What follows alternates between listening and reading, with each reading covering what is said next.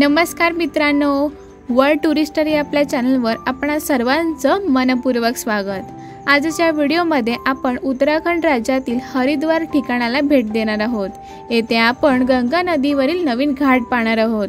वर दिलेल्या कोऑर्डिनेट्सना दिलेल्या योग्य प्रकारे गूगल मॅप किंवा गूगल अर्थ या ॲपवर सर्च करायचे आहे आणि स्ट्रीट व्ह्यू सिलेक्ट करून या पॉइंटवर क्लिक करायचे आहे।